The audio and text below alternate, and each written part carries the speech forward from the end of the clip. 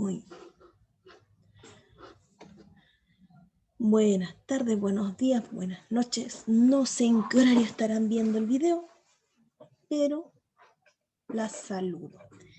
Bueno, chicas, la semana anterior estuvimos viendo algunos conceptos, es decir, todavía estábamos hablando de la cibercultura. Ahora ya debemos adentrarnos en lo que es propio del análisis del discurso multimodal. En este momento estamos enfrente de otra publicidad, reconocido el nombre Spotify, pero ¿qué podemos reconocer de la imagen? La empresa es moderna, recurre a las redes para poder llegar a traernos esta variedad de música, es una empresa musical. Sin embargo, el diseño al que ellos están aludiendo es un diseño basado en los anuncios publicitarios de los años 50 norteamericanos. Tenemos una tipografía correspondiente a la época, el joven que su estética también, es decir, su vestimenta, su corte de cabello, el ideal estético, o sea, sus características físicas, y la carencia de tecnología. Es decir, estamos usando Spotify, sabemos que es una empresa que se dedica a emitir música, nos ayuda a la reproducción de determinada música. Hoy ando hoy día con la lengua enredada, pero bueno. Y lo representa esto, el acto de escuchar, con esta latita ahí que quizás en algún momento, en algún experimento de física por ahí, les hayan hecho elaborar. Bastante simple. Ahora, eso es lo que podemos ver en la imagen. Por otro lado, el asunto de los colores, igual. No recurre a una sobrecarga de color, sino que se mantiene en los tonos, ¿cómo se puede decir? Los planos, no hay degradé, eso es un color blanco. Sí, un blanco, pero un blanco así como de revista, de papel, por lo tanto no es un blanco puro. De hecho, se puede ver hasta como ciertos trazos de café, lo cual igual nos da esa sensación de antiguo, de algo que ya está gastado. Y el rojo. Y eso es todo. El rojo ahí que se va a notar mucho con el logo de Spotify o el nombre, porque tampoco es que corresponda al logo que nosotros observamos en la aplicación. Ahora, nuestro análisis, por un lado, vimos ya la imagen, pero como bien sabemos va acompañado de un texto. ¿Qué es lo que dice? Descubre la magia de Spotify. Música interminable a la punta de a la mano o en la punta de tus dedos.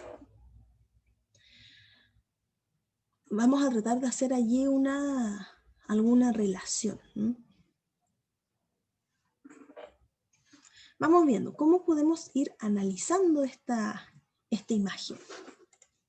Bueno, nos van a presentar algunas teorías, pero primero debemos tener este par de conceptos en mente. Uno que es la intersemiosis y la otra es la resemiotización. El análisis del multimodal se encarga de la teoría, del discurso multimodal, perdón, del análisis de los recursos semióticos y de las expansiones semánticas que tienen lugar a medida que en los fenómenos multimodales se combinan las diferentes opciones semióticas disponibles. ¿Qué es lo que hemos estado diciendo? Es decir, la imagen no funciona como un mundo aparte de lo que está escrito, se van a interconectar. O inclusive la misma imagen va a hacer referencia a otra, que hablamos ahí de la intersemiosis. Cuando también una imagen normal la resemiotizamos, le cambiamos el sentido. Por ejemplo, pensemos nuevamente en este joven, en el instrumento que está usando, las latitas. Ahí se le está cambiando el sentido, es decir, ¿cuál es la función básica de eso? Era un juego de niños, prácticamente, en donde Uno tira una lata, creo que igual alguna vez lo hicieron conectada. Los envases del yogurt, un hilo, y la tensión del hilo va a transportar la onda de sonido hasta el otro extremo. Pero no es tan solo eso, ¿m? No es tan solamente la idea de transmisión, sino una idea de calidez también. Aunque no es solamente, quizás lo podemos relacionar con el juego, con la calma, con el relajo, con algo de despreocupación quizás. Podríamos asociarlo. ¿Qué en contexto que se usa eso? ¿Por qué esa imagen? ¿Por qué los 50? ¿Qué significa? ¿Nos lleva a otra época? ¿Quiere que nos haga notar que es una empresa estable, que nos acompaña desde hace mucho tiempo? ¿A qué se refiere? ¿Cuál es la sensación que nos puede llegar a producir la publicidad que estábamos viendo? Y la intersemiosis, nuevamente, ¿cómo se afectan? Por algo teníamos la imagen de un chico clásico, así del año 50, y una tipografía también adecuada, por eso que no está el logo, porque entre ambos se están ahí relacionando. Ahora, ¿cómo nosotros podemos ir desmenuzando este texto? Tenemos dos posibilidades. Una que es el enfoque contextual y otra que es el enfoque gramatical. El primero de Kress y Van Leeuwen, que como me parece que ya les he dicho, son uno de los principales que se ponen a hacer este análisis del texto multimodal y plantean que esto va a depender de la ideología, es decir, del contexto social en donde se ha producido el texto multimodal. La simbolización, la significación que nosotros como grupo le damos al texto, o a las imágenes, a las tipografías, a las estructuras que se nos entregan. Que es bastante complejo, insisto, no es llegar y decir, esto es de los 50 y es porque sí, o no, es que simplemente que se quiso, en una película, se quiso enfocar la cara. Tiene un motivo, pero ese motivo nuevamente va a depender de la cultura. Puede ser que en una cultura el filmar la espalda, por dar un ejemplo simplemente, ¿no? Signifique lejanía, en otro caso puede significar, no sé, respeto, depende, ¿no? Entonces, como dice, va orientado primero hacia la ideología. Entonces, primero conociendo el entorno social de donde va a surgir la imagen, el texto multimodal, tenemos que ir haciendo esa relación socio-semiótica. Ejemplo, para nosotros, la imagen de los años 50 norteamericana, sí lo podemos asociar a una época quizá un poquito más idealizada, entre comillas, al menos en lo que respecta a la juventud, al desarrollo de la música. Si bien el rock y otras modas ya venían de antes, no podemos descartar el blues, el jazz y sus predecesores, es cuando empieza a tomar con mayor fuerza y se hace popular. Mientras que antes eran géneros que, si bien tenían una fuerza, estaban concentrados en un grupo específico. Ahí tendríamos que entrar ya a hablar de historia de la música.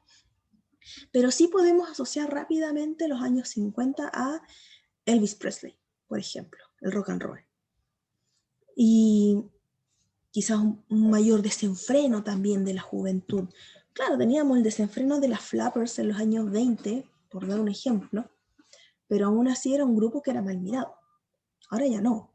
Entonces, ok, entonces ahora se puede disfrutar la música, se desea disfrutar. Volvamos a esos tiempos donde la música era música y punto. Tenemos ahora el otro enfoque que plantea O'Toole, que es el gramatical, de abajo hacia arriba. Ahora, ¿cómo nosotros vamos a analizar una imagen gramaticalmente? Bueno, la idea ahí es analizar el discurso por sí solo, más allá de sus contextos, los contextos o el contexto social en el que puede estar inserto, por eso trabaja con textos específicos. Por ejemplo, allí nosotros podemos hacer un análisis de una infografía o cuáles son los elementos propios de la publicidad, qué es lo que tiene que estar, qué tipo de imagen necesitamos para que una publicidad que pueda transmitir, qué tipo de colores.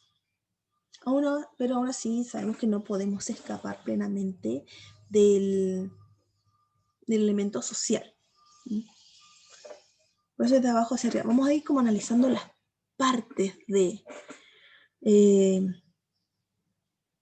viendo qué color, qué tipo de línea, qué imagen se coloca acá, cuál es la tipografía. Y una vez que vamos parte por parte, por eso de abajo hacia arriba, podemos desentrañar el significado. Bien. Ahora, obviamente hay problemas en el análisis multimodal. El primero dice, dar forma a los recursos semióticos que son fundamentalmente diferentes del lenguaje. Imagen como patrones organizados en relación al todo. El lenguaje arbitrario versus imagen icónica. Que las imágenes se componen de partes interrelacionadas y que se busca reconocer estructuras geométricas, patrones, álgebras semántico-visuales. Y Van Leeuwen dice que crear sistemas considerados conjuntos de parámetros con valores graduales en lugar de taxonomía. Vamos a explicar aquí un poquito. Imágenes como patrones organizados en relación al todo. Es decir, cómo se va a vincular esta imagen con todas las demás que pueden estar incluidas dentro de este texto multimodal, con los sonidos, con la letra, etc. ¿no? Es decir, cómo se vincula, cuál es su nexo significativo o de sentido. El contraste entre el lenguaje arbitrario y de la imagen icónica. ¿A qué se refiere? Sabemos bien que el lenguaje es arbitrario. Esa es una de las características principales. Pero la imagen no. Una imagen que es arbitraria es abstracta y no nos lleva a nada. Así, nos puede generar algún tipo de emoción, pero no representa inmediatamente esa emoción. Por lo tanto, la imagen que se va a ocupar para que nosotros lo reconozcamos como imagen y no como uso de color, puede ser, va a tratar de representar algo, va a ser referencial. Ahí ese choque quizás. Luego, ¿cómo nosotros vamos a elaborar esas imágenes? No sé si alguna de ustedes dibujará, pero,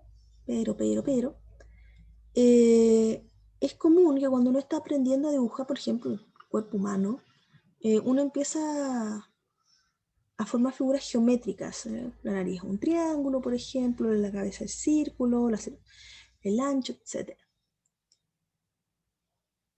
Y, como digo, estas estructuras van a ir componiendo un todo, tiene que haber un equilibrio, un reconocimiento de estructuras, álgebras semántico-visuales.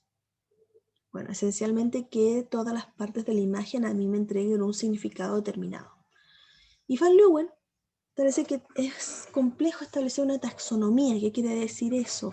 Un conjunto de características, de normas, de cualidades fijo para poder analizarlo, sino que puede ser algo gradual, de a poco, es decir, esto puede significar tal cosa, estos colores, etc.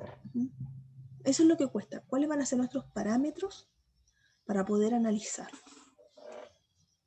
La otra es dar forma y analizar las expansiones intersemióticas del significado como opciones semióticas integradas en fenómenos multimodales. Da lugar a expansiones semánticas donde la materialidad también tiene una relación. Interacción de las metafunciones, la experiencia lógica, la interpersonal, la textual. Comprensión de significados o significados divergentes. Y de falta de estudios sobre intersemiosis. ¿A qué se refiere con la materialidad? ¿Dónde? ¿Cuál es el medio a través del cual yo estoy expresando este mensaje multimodal? Más adelante lo vamos a ver con la publicidad y vamos a ver igual que existen distintos medios para esto. Y claro, cada uno tiene una función y puede dar también un significado completamente distinto. De repente quizás el lugar en donde se expone también va a ser importante. Entonces, la semiótica o el análisis no necesariamente va a quedarse ahí encerrado, digo, en el texto multimodal, sino también en dónde está expresado este texto multimodal. ¿Por qué utilizamos los paraderos? ¿Por qué de repente a alguien le molesta un determinado anuncio en una determinada calle? ¿Por qué puede generar eso controversia? ¿Por qué? El contexto importa. La interacción de las metafunciones. Mi raciocinio, mis experiencias personales con lo que estoy observando también pueden influenciar en cómo yo interpreto este texto y lo que efectivamente me está diciendo. ¿Cuál es el mensaje? Comprensión de significados o significados divergentes. Es decir, entiendo lo que me está tratando de decir. ¿Es la imagen un mensaje literal o está tratando de expresarme algo contrario? ¿Está generando una metáfora visual? Y por otro lado también el desconocimiento, que no hay muchos estudios, al menos lo que plantea O'Toole, sobre intersemiosis, es decir, si hay análisis semióticos, pero siempre son semióticos dentro de la misma obra, pero no entre distintos textos. ¿Cómo cambia? O cómo se modelan los significados a partir de su contacto con otros elementos. C. Dar forma y analizar la resemiotización de los fenómenos multimodales en el despliegue de las prácticas sociales. Cómo el significado cambia en cada contexto, práctica o etapa, y la reconstrucción del significado. Cuando nosotros observamos algo, no simplemente nos quedamos con la imagen, sino que vamos tomando cada significado de una manera muy rápida y lo unimos y reconstruimos. Damos nuevas vueltas. Ahora, ¿cómo nosotros podemos darle un orden a eso? Es un fenómeno que se puede dar, nosotros nos vamos analizando si ya voy a empezar por la esquina superior izquierda, voy a avanzar por todo el borde superior hasta llegar a la esquina, luego bajo, empiezo de nuevo, como si nosotros no leemos la imagen como leemos el texto. La imagen entra toda, de una. Y una vez que nosotros tenemos la primera impresión, luego empezamos a hacer un análisis. Como estas obras del Bosco, por ejemplo. Las obras medievales, algunos que eran, ¿cómo se llaman? Bueno, los escribas del medioevo, los iluminadores, de repente tenían estas pequeñas joyas escondidas dentro de los libros, pequeños detalles que si uno observa rápidamente la imagen no los va a ver. Pero en el momento de detenernos, de ir apreciando los detalles, vamos a encontrar, bueno, muchos eran como bromas internas, pero como vamos a ir encontrando pequeños detalles, por qué esta ropa, por qué esta pose, qué significa este peinado. De repente, por eso quizás nosotros decimos que estamos extremadamente sensibles, y bueno, hay veces que sí, creo que estamos en una época de mucha sensibilidad, pero más que nada porque estamos fragmentando nuestras perspectivas previas, es decir, estamos en todo un proceso de análisis. Y, como le digo, uy, se me fue. Tenía la idea, ¡pum!, se escapó. Maravilloso. Sí, que nos quejamos por todo. Ahí está. Claro que de repente vemos un detalle en una imagen y como alguien dice, no, es que a mí no me gusta esto por tal cosa. es que esto tiene un significado en específico. Me acordé de una publicidad donde aparecen 3 niñas y una de ellas, bueno, son 2 chicas blancas, si no me equivoco, y una que es negra. Pocas. Pues, ¿por qué le tenemos tanta fobia a la palabra negro, negra, cuando lo decimos las personas? Como que inherentemente consideramos que es malo. No es malo. Bueno, cosas que uno entra ahí, hace días que me estoy preguntando eso, porque como ese racismo inherente que nos han enseñado como lo negro es malo, no hagas notar que una persona negra es negra. Pero qué estupidez. Pero bueno, cosas. Bueno, la chica negra. Y una de estas niñas blancas está apoyada encima de ella. Creo que encima de la cabeza. Y claro, es un detalle.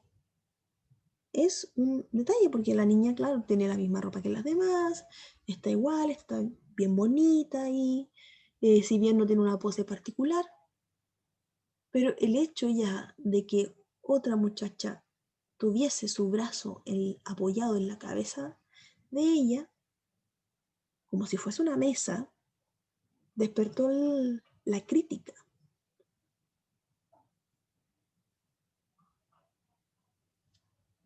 ¿En qué contexto se hizo? Como una revista de moda, un catálogo. Ahora pensemos que esa misma imagen hubiera sido usada con la intención de dar a conocer el racismo inherente. Probablemente ahí no hubiera provocado rabia, porque claro, tiene esa intención, es como, oye, date cuenta de lo que se hace a diario y no nos damos cuenta. Pero en este caso era una misma reafirmación, una normalización de esas actitudes. Claro, ahí tenemos esos casos como cómo el significado cambia en cada contexto. ¿Con qué intención usamos la imagen? ¿Con qué estamos acompañando esa imagen? ¿Por qué agregamos cierto texto? No es llegar y poner cualquier cosa, al menos cuando nosotros producimos un texto. Tenemos que considerar también a nuestro espectador, a quien va a recibir el mensaje, así quien va dirigido, como cualquier proceso comunicativo. Ahora, hay algunos modelos multimodales de código que va a establecer el código dual, es decir, tenemos el verbal, el logo que es visual, el logo que es auditivo, y el primero es jerárquico, perdón, el segundo es jerárquico. ¿A qué se refiere? El logo que es visual es la palabra escrita, logos. Logos, la palabra. Si nos vamos ahí al latín y a la Biblia, lo podemos, bueno, ahí dice verbal, la palabra. Visual, lo escrito. Auditivo, la palabra que se escucha. Obviamente el logo auditivo es jerárquico, y a qué se refiere a que inevitablemente vamos a escuchar una palabra luego de la otra. En el verbal, si bien para entender la frase igual hay una jerarquía, podemos saltarnos un poquito más de libertad. Y el no verbal, es la imagen, que es sincrónico. Perdón, ambos son jerárquicos. Ya, ambos son jerárquicos. El otro, si quiero entender, si les quiero entender el mensaje, tengo que seguir un orden. No, estoy bien. Ya estoy variando. Olvídalo. Sí, el auditivo es más jerárquico que el otro por el hecho de que sí o sí tengo que escuchar una cosa antes que la otra. Y el visual, sí o sí tengo que leer una palabra antes que la otra para que tenga sentido. Ahora que yo me pueda saltar y pueda leer por aquí y por allá, puedo hacer mínimo de libertad. Pero el no verbal, que era lo que les decía recién de la imagen, es que nosotros captamos la imagen de golpe, es inmediato.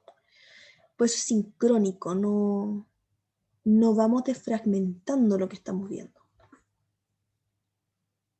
Ahora, existe un proceso representacional, un proceso referencial y un procesamiento asociativo. Es cuando nosotros estamos leyendo esta imagen, este texto multimodal. Proceso representacional, ¿qué es? Dice, conexiones entre estas representaciones sensoriales y la activación de las logogens y las imágenes.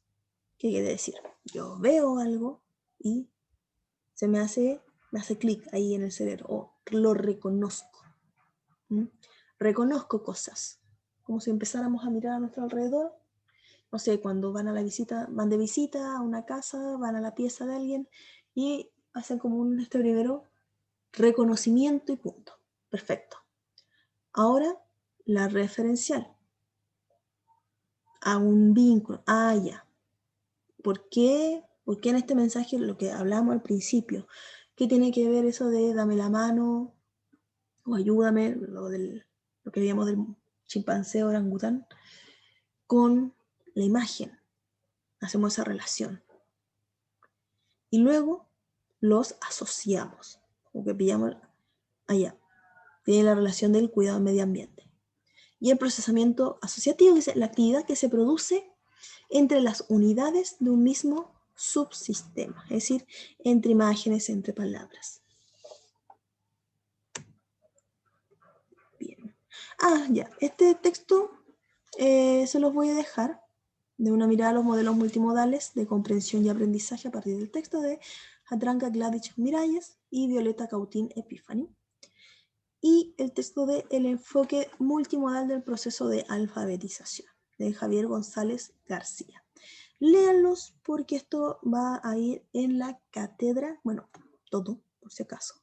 Y hablando de cátedras, les voy a mandar un mensajito porque estamos atrasadas. Esta semana deberíamos haber tenido nuestra primera evaluación, pero como me andan medias desaparecidas.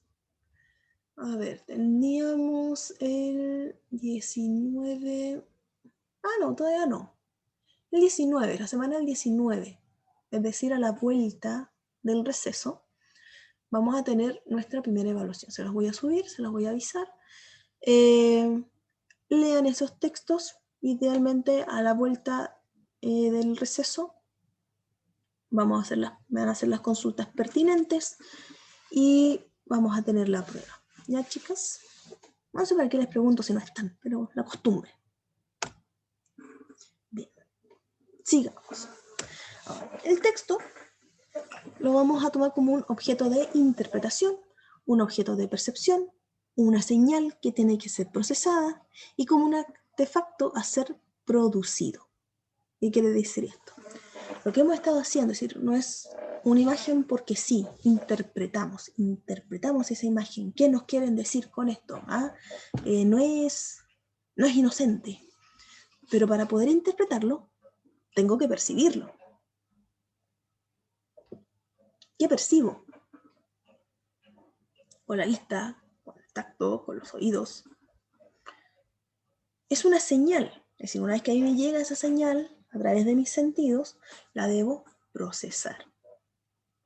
Y a la vez, el texto multimodal debe ser producido. ¿Qué significa eso? Que hay una conciencia al momento de realizar este artefacto, este texto multimodal, que muchas veces no la hay. Cuando nosotros integramos algunas imágenes o paginamos algo, lo hacemos casi al azar. Pero, insisto, cuando estamos recién entrando, vuelvo al ejemplo siempre de los típicos informes que uno entrega cuando está todavía en educación media, está aprendiendo y viene y le mete una foto nomás, vamos poniendo foto ahí, que se rellene, que se vea bonito. Cuando yo era era chica, accedí a mi primer computadora, eso como de los 12 años, por ahí. El Word era mágico. Empecé a descubrir que habían un montón de bordes, que las letras, jugaba con las letras, la tipografía. Estaban estos, ¿cómo se llaman? Los word art. Sí, el word art. Estas letras que eran como, las podía uno poner en una especie de arco o con sombras en 3D, entre comillas. Arco iris, un degradé de color. Ahí uno empezaba a jugar con eso y vamos poniéndole colores a todo. Y claro, para el momento, como igual era un tema bastante nuevo, no tan solo para nosotros como alumnos, sino también yo creo para los profesores, en recibir ese tipo de trabajos. Nadie decía nada, porque, "Oh, mira qué bonito, le puso color", pero aún así podía llegar a ser estéticamente desagradable, en algunos casos, y en otros simplemente innecesario. ¿No? Sabíamos que estábamos produciendo un texto, pero no sabíamos cómo hacerlo, no éramos conscientes de qué es lo que debe ir, dónde tiene que ir. Y yo hablo como nosotros, como funcionarios comunes. Si nosotros vamos a una editorial, ellos sí están acostumbrados a trabajar con textos multimodales, saben cómo producir una portada, o deberían. Saben cómo integrar gráficos, tablas, esquemas, dónde, el tamaño, todas esas cosas. Pero nosotros no. Entonces nosotros ahora que estamos siendo conscientes también debemos entender que es producido. No producido desde una perspectiva como, bueno, obvio, no va a salir de la nada. No se genera espontáneamente el texto multimodal, pero es producido porque hay una conciencia. El meme es producido. Cuando ustedes, no sé, toman una imagen, la cortan y hacen un sticker, también eso es producido. Hay una intención detrás, que va más allá de simplemente, qué bonito, sino hay una intención de funcionalidad. ¿Para qué lo voy a usar? Bien. Ahora, hemos hablado bastante de que este texto multimodal va a venir de lo monomodal, es decir, nuestra primera forma, la básica para expresarnos. Y que en cierto modo igual está quedando un poquito atrás, que no es bueno. Creo que tampoco es bueno abandonar lo monomodal por un tema de abstracción. Cada uno tiene sus dificultades, no es uno mejor que el otro. Pero así como el texto monomodal tiene estas características, el multimodal también. Y es lo que decíamos recién, cuando veíamos los modelos, el contexto, cuando hablamos de las problemáticas igual, el contexto. Cuando yo estoy generando un texto multimodal adecuado, que ese texto también sea cohesionado, es decir, que sus distintas partes, que las frases tengan sentido, por un lado, que que la imagen también se relacione con lo que está mostrándose en el texto y que sea coherente, es decir, que todo apunte a la misma idea. La cohesión de sus partes, no sé, un dibujo bien hecho, por ejemplo. También lo podemos ver como un elemento de cohesión, lo que hablábamos antes de las estructuras, el problema del análisis, de las formas que nos presenta una imagen, también va a importar. Y la coherencia entre los distintos elementos. Ahí sí. Vamos a ver algunas características entonces de este texto multimodal que tenemos que analizar. ¿Por qué? ¿Qué vamos a analizar si no lo entendemos, si no sabemos de qué se trata? Veamos, dice, los elementos que forman ese texto deben ser complementarios. Nuevamente ese tema de la coherencia interna. 2. Todo lo que constituye un texto multimodal, tipo de letras, lugar en que coloco la imagen, vocabulario, las estructuras, todo, va a crear o va a ayudar a generar el sentido del texto. No va a influirnos. Pensemos cuando nosotros queremos comprar un libro. No podemos juzgar un libro por su portada. Ahora, obviamente, ¿por qué viene eso? Porque obviamente nosotros nos dejamos llevar mucho por la primera imagen, por la primera impresión. Obviamente eso tiene relación en que el libro no va a ser mejor ni peor por la portada que tenga, eso es obvio, pero sí da a conocer que es un elemento que sí le damos importancia, que es lo visual. Cómo nosotros podemos transmitir el contenido de algo a través de una portada.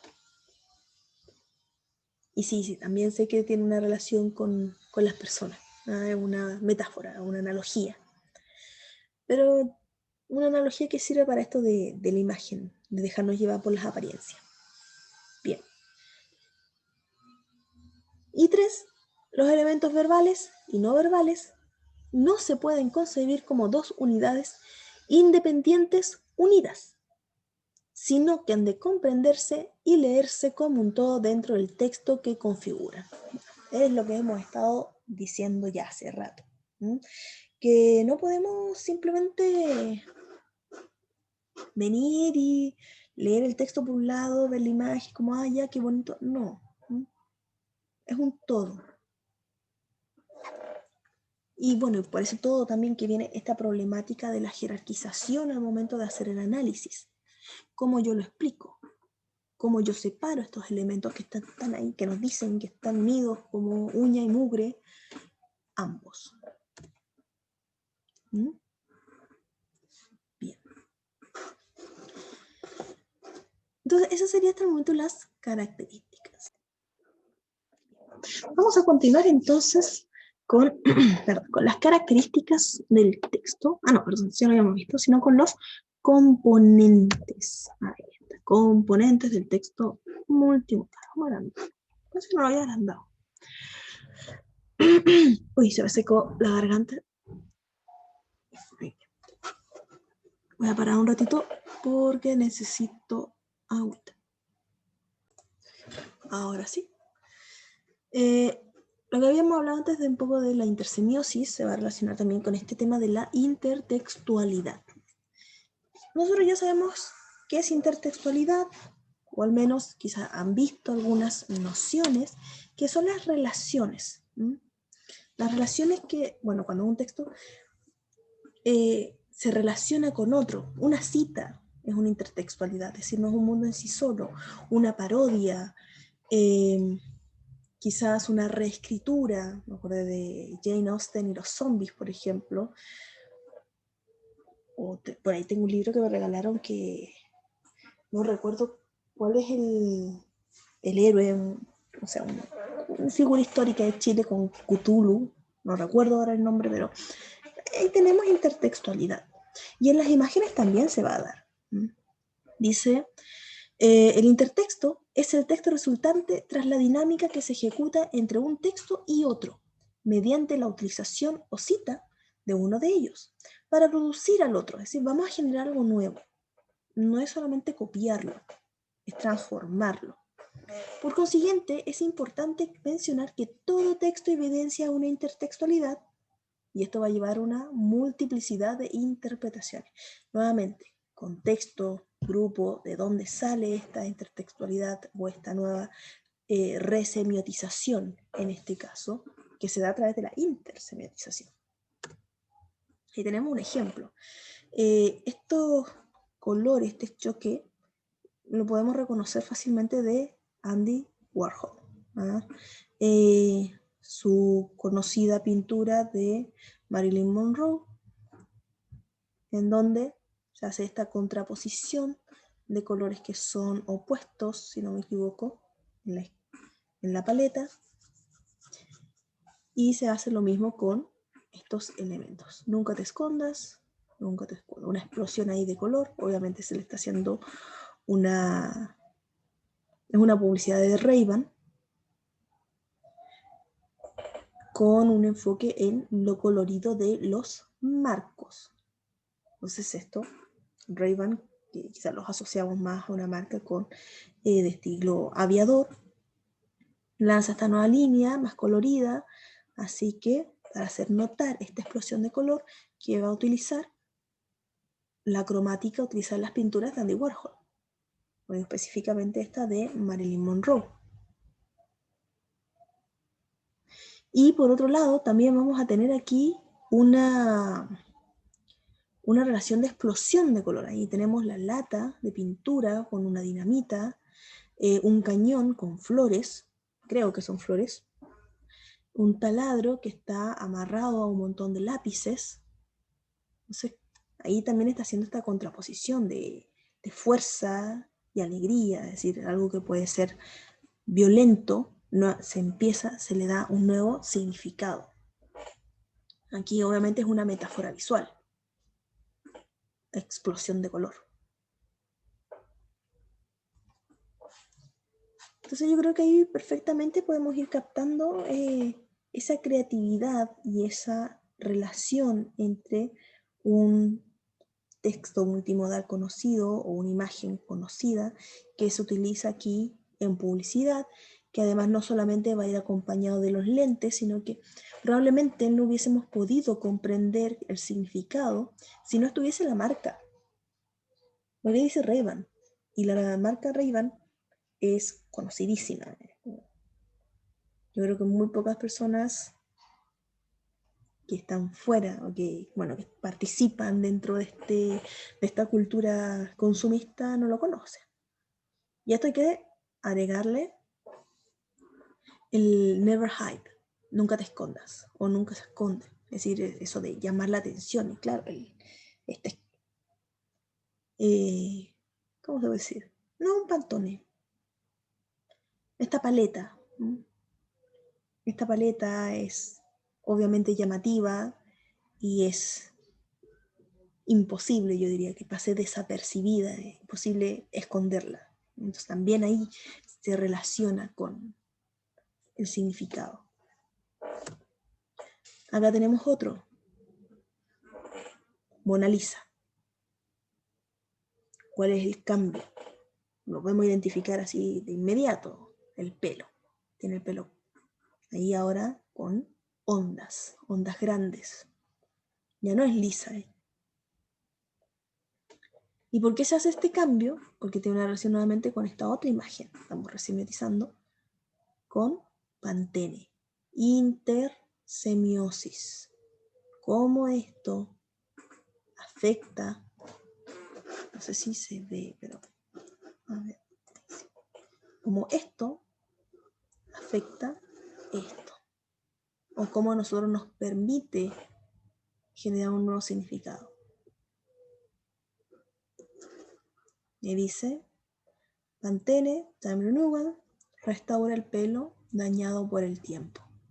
Nuevamente, eso también nos agrega otra idea. Ya no es solamente que la Mona Lisa tuviera el pelo liso y ahora pudiese, no sé, recuperar o tener ondas, sino que hacer una pintura antigua significa que hay daño. Bien. El otro es la hipertextualidad, que dice, es una red que integra unidades de información procedentes de códigos diversos, rompiendo con la secuencialidad del texto escrito al relacionar las partes de su contenido mediante vínculos, y por consiguiente permite al lector elegir entre diferentes recorridos. Hipertextualidad. El link, el famoso hipervínculo. Bueno, deberíamos decirle hipervínculo, pero nos da flojera, decimos el link. Cuando nosotros empezamos a cliquear en cualquier página, no sé, Wikipedia, y aparece esta palabrita en azul y la cliqueamos y después nos vamos a otra y seguimos buscando. Las páginas de noticias a veces, claro, uno empieza a leer una noticia, te aparece el link de otra y uno va hacia esa. Eso es un hipertexto. Prácticamente, no hay mucho que explicar. Luego, el componente semiótico, que es lo que ya hemos dicho, el significado, el interés produce atención, como lo veíamos recién ahí con lo de Ray-Ban. La atención enmarca el mundo que será representado. Yo me enfoco en eso, me enfoco en cuál es la imagen que me quieren dar del mundo. Esta analogía traduce el interés, ¿ok? Me interesa cómo me han representado las cosas acá. Volvamos al tema de Ray-Ban. Oh, colorido, me interesó, me detengo, lo veo. ¿Qué es lo que estoy viendo? Unos lentes coloridos, que no van a representar solamente, pero qué bonitos son esos lentes, sino que vienen a ser parte quizás de una expectativa de ser. Volvamos atrás. No es gente fea, en primer lugar, son modelos. ¿Cómo están? No están serios, es gente feliz, o aparenta ser feliz. Entonces también nos están vendiendo esta expectativa de ser. que el producto no vende un objeto. O sea, la publicidad no vende un producto, no vende un objeto. La publicidad vende una ideología con ese objeto. Vende una visión de mundo. ¿Mm? Y eso es lo semiótico. Esa analogía de lo colorido, de la explosión de color, de la alegría, en cierto modo, me va a interesar. Es decir, me llama la atención.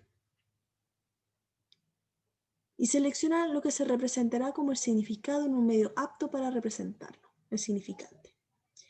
El resultado es un signo formado sobre la base de la relación de analogía y el resultado de ese proceso es una metáfora.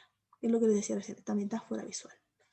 Todas las señales son metáforas que descansan sobre la materialización y la visualización del interés de quien elabora el signo.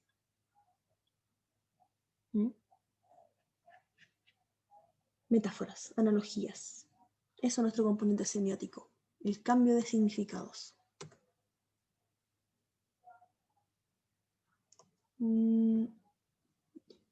Vamos a llegar hasta acá.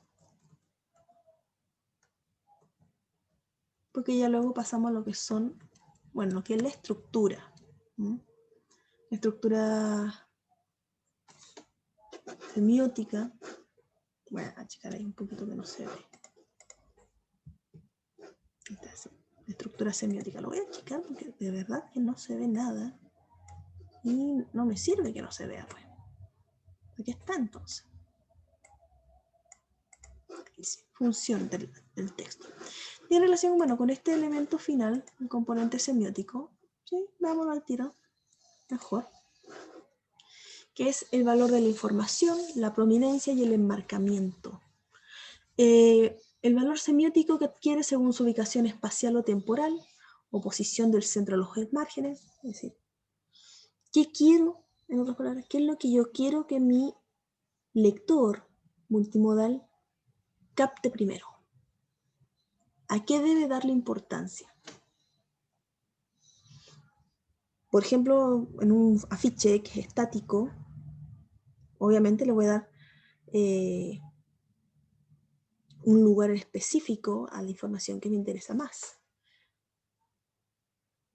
Cuando veamos películas, de repente alguien que se queja porque un actor siempre, es que me dieron muy poco espacio, no me dieron suficientes líneas, o me sacaron. Tiempo. ¿Cuánto tiempo le doy a cierto sujeto, a cierto mensaje? ¿Qué valor tiene? Prominencia. Los elementos buscan captar la atención del lector de acuerdo al plano o ángulo desde el cual se percibe el objeto. Formas de producción del conocimiento, formas y principios de la composición del texto, desenfoques sociales y semióticos, disolución, abolición, desaparición de marcos. ¿Cómo yo lo observo? ¿Dónde me colocan el objeto? ¿En qué plano? Empezamos las películas. Primer plano, plano general, cuerpo completo. Desde una toma desde arriba. Y luego está el enmarcamiento. Dice, los marcos constituyen un principio multimodal a través del cual se delimitan y conectan los elementos. Es decir, hay un espacio, es como una hoja de cuaderno, una hoja, usted tiene un marco, un cuadro, que es lo que delimita su contenido, hasta dónde llega, dando indicios de su significación. Las funciones del marco no solo consisten en la separación y cohesión de los componentes de un determinado modo semiótico, sino que además propician los procesos de intrasemiosis e intersemiosis. Los elementos que están aquí son los que se están relacionando. Vamos acá arriba otra vez. Marcos. Tenemos dos marcos. El primero, que corresponde, otra vez ven para acá. El primero, tenemos el primer marco. Y nosotros podemos hacer esta relación marca, modelo, lentes, frase. Y no sé qué dice ahí, pero algo dirá. Y el segundo marco, donde este mensaje se reafirma con este, con este, con este, con este, y se transforma en una metáfora con los demás. Vemos la prominencia. ¿Por qué acá arriba? ¿Por qué frontal? ¿Por qué solamente hay uno aquí que está como un poquito, 3/4, pero esencialmente frontal? Y están centrados. ¿Por qué no se decidió poner la marca al centro? Si lo que queremos vender es esto. ¿Por qué la frase arriba? ¿Por qué quizás no se puso en este costado? Todos esos son elementos que van a ser parte del componente semiótico. ¿Cómo nosotros vamos a unirlos para que nos entregue este significado?